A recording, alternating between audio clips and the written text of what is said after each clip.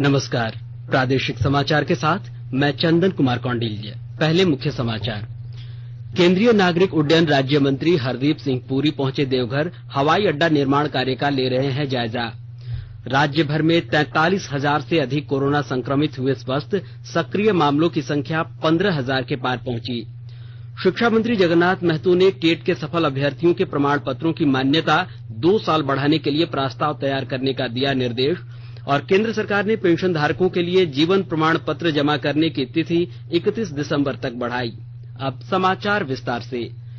केंद्रीय नागरिक उड्डयन राज्य मंत्री हरदीप सिंह पुरी आज देवघर दौरे पर हैं। वे यहां हवाई अड्डे के चल रहे निर्माण कार्य का जायजा ले रहे हैं। वे यहां लगभग तैयार हो चुके रनवे और भवनों का भी निरीक्षण कर रहे हैं। इसके अलावा इस हवाई अड्डे की जरूरतों और सुविधाओं को लेकर भी अधिकारियों से जानकारी ली।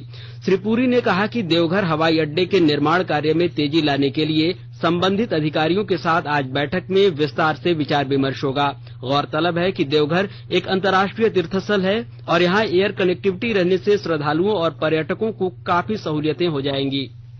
देश में कोविड-19 से पिछले 24 घंटों में 81,500 से ज्यादा मरीज स्वस्थ हुए हैं। एक दिन में ठीक होने वालों की यह सबसे अधिक संख्या है। देश में अब तक 36,24,000 से ज्यादा लोग वायरस संक्रमण से स्वस्थ हो चुके हैं। स्वस्थ होने वालों की दर 77.77% है, जबकि स्वस्थ होने वालों की संख्या में लगातार वृद्धि होने से अब कुल पॉजिटिव मामलों की संख्या 20.56% रह गई है। इस समय देश में कोविड-19 से मृत्यु दर 1.66% है। विश्व में औसत मृत्यु दर 3% से ऊपर है। इस मुकाबले भारत में मृत्यु दर कम है। वहीं 17 राज्यों और केंद्र शासित प्रदेशों में मृत्यु दर 1 से भी कम है।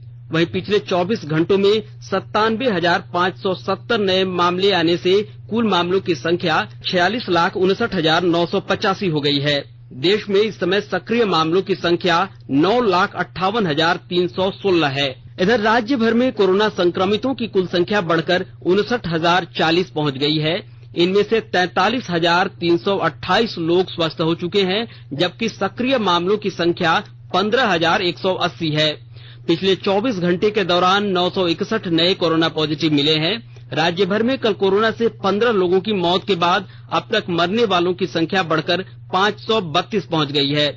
कल मिले नए संक्रमितों में पूर्वी सिंहभूम से 201, रांची से 197, रामगढ़ से 95, बोकारो से 75, पश्चिमी सिंहभूम से 66, धनबाद से 45, गढ़वा से 37, पलामू से 29, देवघर से 26, खूंटी से और सरायकेला से 21, गुमला से 20, हजारीबाग और गोड्डा से 16, चतरा, कोडरमा और लातेहार से 15, गिरिडीह और दुमका से 12, सिमडेगा और लातेहार से 11, साहेबगंज से 9, जामताड़ा से 6, लोहरदगा से 4 और पाकुड़ से 1 पॉजिटिव शामिल हैं। दिल्ली से आई केंद्रीय मेडिकल टीम ने कल रांची के विभिन्न प्रखंडों का दौरा कर कोरोना संक्रमण से बचाव को लेकर प्रशासनिक व्यवस्था का जायजा लिया। मांडर और रातू प्रखंड का दौरा करने के बाद टीम रांची सदर अस्पताल पहुंची। टीम के सदस्यों ने अस्पताल में कोविड-19 जांच के लिए बनाए गए स्टैटिक सैंपल कलेक्शन सेंटर के बाद कोरोना संक्रमित मरीजों के इलाज की व्यवस्था और डायलिसिस सेंटर को भी देखा। आकाशवाणी का समाचार सेवा प्रभाग आज अपने फोन इन कार्यक्रम में कोविड-19 पर विशेष परिचर्चा प्रसारित करेगा। यह कार्यक्रम रात 9:30 से FM गोल्ड और अतिरिक्त मीटरों पर सुना जा सकता है। नई दिल्ली स्थित गोविंद बल्लभ पंत अस्पताल के डॉक्टर संजय पांडे इस परिचर्चा में भाग लेंगे। श्रोता टोल फ्री नंबर 1800-11-5767 पर फोन करके विशेषज्ञ से सवाल पूछ सकते हैं। वहीं 011-233-14444 पर भी सवाल पूछे जा सकते हैं। नंबर एक बार फिर से सुन लीजिए, 1800-11-5767 और 11-233-14444। आप Twitter handle @AIR News Alerts पर #AskAIR के जरिए भी सवाल पूछ सकते हैं। यह कार्यक्रम हमारी वेबसाइट newsonair.com पर और हमारे YouTube channel news on AIR official पर भी उपलब्ध रहेगा। Mobile app news on AIR से भी अपडेट लिए जा सकते हैं। 80 नई स्पेशल यात्री रेलगाड़ियां आज से शुरू हो गई। ये रेलगाड़ियां पूरी तरह से आरक्षित हैं। रेल मंत्रालय ने बताया कि ये रेलगाड़ियां मौजूदा 30 स्पेशल राजधानी की तरह की रेलगाड़ियां और 200 स्पेशल मेल एक्सप्रेस रेलगाड़ियों के अतिरिक्त होंगी। इनमें झारखंड से खुलने वाली 3 ट्रेनें, देवघर अगरतला एक्सप्रेस, मधुपुर दिल्ली एक्सप्रेस और धनबाद फिरोजपुर एक्सप्रेस भी शामिल है।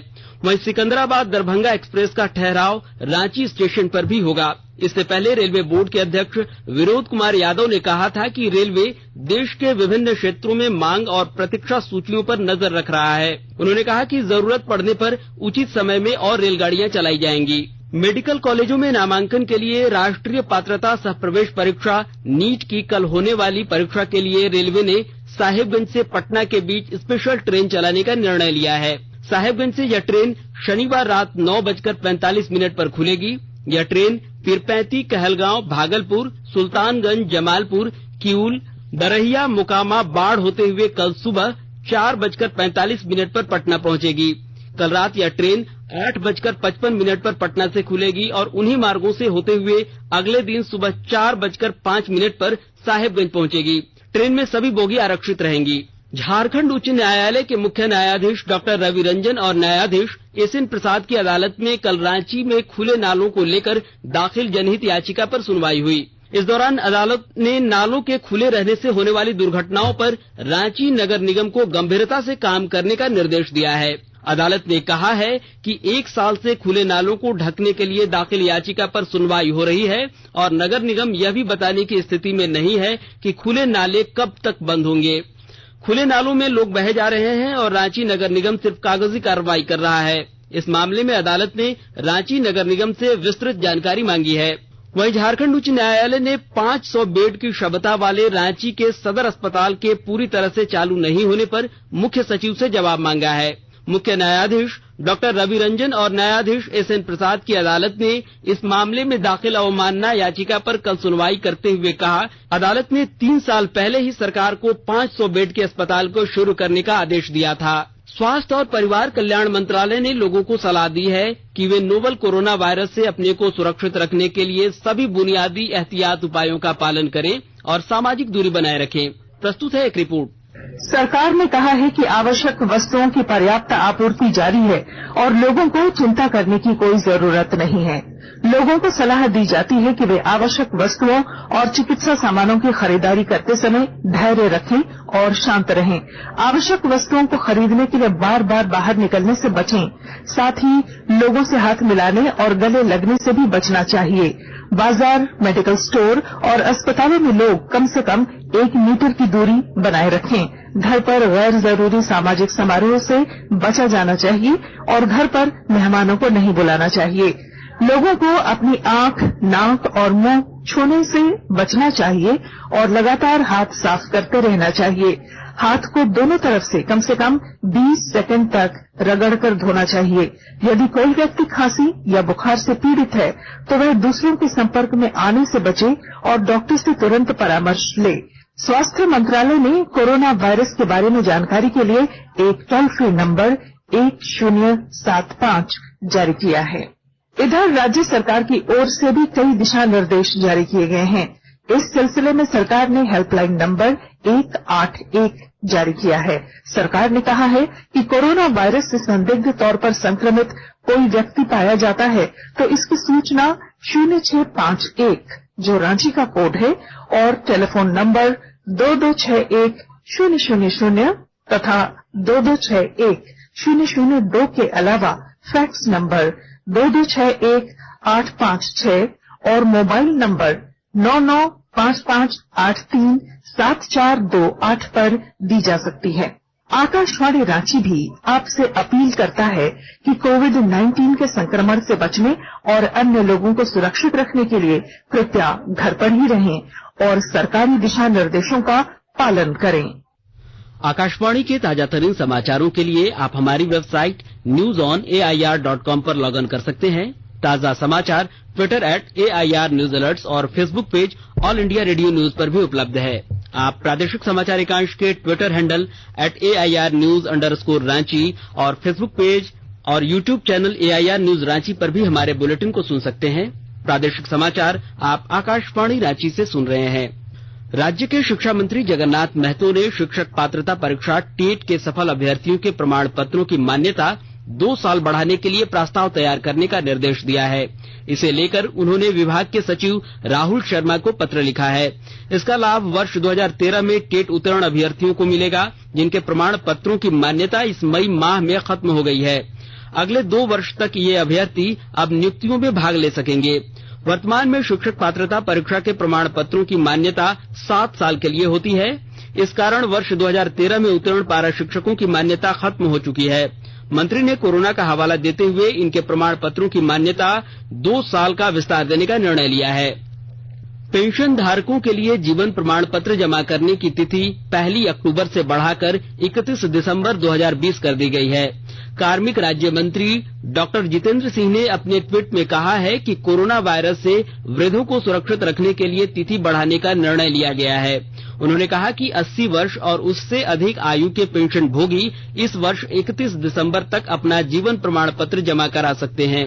उन्होंने बताया कि सभी केंद्र सरकार के पेंशन भोगी 1 नवंबर से 31 दिसंबर 2020 तक अपना जीवन प्रमाण पत्र जमा करा सकते हैं। कार्मिक राज्य मंत्री ने बताया कि बढ़ाई गई तिथि की अवधि के दौरान पेंशन भोगियों को निर्बाध पेंशन मिलती रहेगी। इधर राष्ट्रीय परीक्षा एजेंसी एनटीए ने इंजीनियरिंग में दाखिले के लिए संयुक्त प्रवेश परीक्षा जेईई मेंस के महज चौथे दिन ही इसका परिणाम घोषित कर दिया है। जेईई मेंस परीक्षा इस महीने की 2 और 6 तारीख को आयोजित की गई थी। इसमें सफल उम्मीदवार जेईई एडवांस परीक्षा में शामिल होने के पात्र होंगे। जेईई मेंस में 24 उम्मीदवारों ने 100% अंक हासिल किए हैं। इनमें सबसे अधिक विद्यार्थी तेलंगाना से हैं।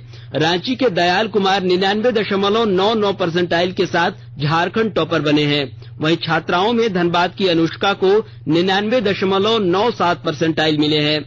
कोरोना संकट के कारण जेईई मेंस की परीक्षा 2 बार टाल दी गई थी। इस महीने यह परीक्षा 232 शहरों के 660 केंद्रों पर कराई गई थी। इनमें से 8 केंद्र विदेशों में थे।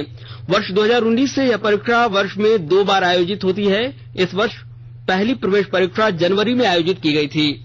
पाकुड़ जिले में राष्ट्रीय पोषण माह कार्यक्रम के तहत जिला समाज कल्याण विभाग की ओर से गर्भवती महिलाओं और किशोरियों को भोजन के पोषक तत्वों की जानकारी दी जा रही है। विस्तृत जानकारी दे रहे हैं हमारे संवाददाता। पाकुड़ जिले में पोषण माह अभियान के तहत अनेक तरह की गतिविधियां जारी हैं। जिले के आंगनबाड़ी केंद्रों में शरीफा, पपीता, आम के पौधों का रोपण हो रहा है, तो पोषक क्षेत्र के खासकर धात्री एवं गर्भवती माताओं को पौष्टिक आहार के सेवन के फायदों की भी जानकारी दी जा रही है। जिले के 1108 आंगनबाड़ी केंद्रों पर गोद भराई, अन्नप्राशन के अलावे पोषण चौपाल का भी आयोजन किया जा रहा है। सेविका सहायिकाएं अपने अपने पोषक क्षेत्र की माताओं, किशोरियों के बीच पोषण माह से संबंधित चित्रांकन, रंगोली प्रतियोगिताएं भी आयोजित कर रही है। इधर पोषण रथ के जरिए भी लोगों को पौष्टिक आहार सेवन करने, एनीमिया से बचने के लिए पौष्टिक आहार का महत्व की जानकारी दी जा रही है। राम प्रसाद सिन्हा, आकाशवाणी समाचार, पाकुड़। खेल मंत्रालय द्वारा 15 अगस्त से 2 अक्टूबर तक महात्मा गांधी जी की जयंती तक फिट इंडिया फ्रीडम रन का आयोजन किया जा रहा है।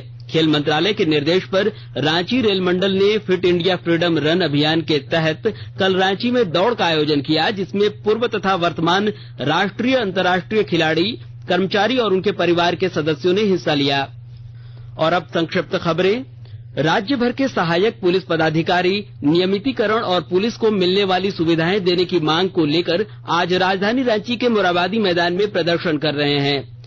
खूंटी जिला के स्थापना के आज 13 साल पूरे हो गए। उपायुक्त ने कहा कि यह जिला लगातार विकास के मार्ग पर आगे बढ़ रहा है। उन्होंने जिला वासियों को इसके लिए शुभकामनाएं दी हैं।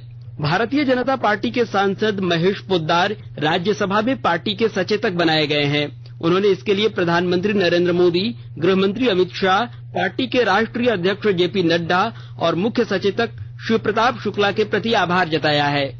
और अंत में मुख्य समाचार एक बार फिर। केंद्रीय नागरिक उड्डयन राज्य मंत्री हरदीप सिंह पुरी पहुंचे देवघर। हवाई अड्डा निर्माण कार्य का ले रहे हैं जायजा। राज्य भर में 43,000 से अधिक कोरोना संक्रमित हुए स्वस्थ। सक्रिय मामलों की संख्या 15,000 के पार पहुंची। शिक्षा मंत्री जगन्नाथ महतो ने टेट के सफल अभ्यर्थियों के प्रमाण पत्रों की मान्यता 2 साल बढ़ाने के लिए प्रस्ताव तैयार करने का दिया निर्देश। और केंद्र सरकार ने पेंशन धारकों के लिए जीवन प्रमाण पत्र जमा करने की तिथि 31 दिसंबर तक बढ़ाई। इसके साथ ही आकाशवाणी रांची से प्रादेशिक समाचार का यह बुलेटिन समाप्त हुआ। नमस्कार। घर में रहिए, सुरक्षित रहिए और सुनते रहिए आकाशवाणी।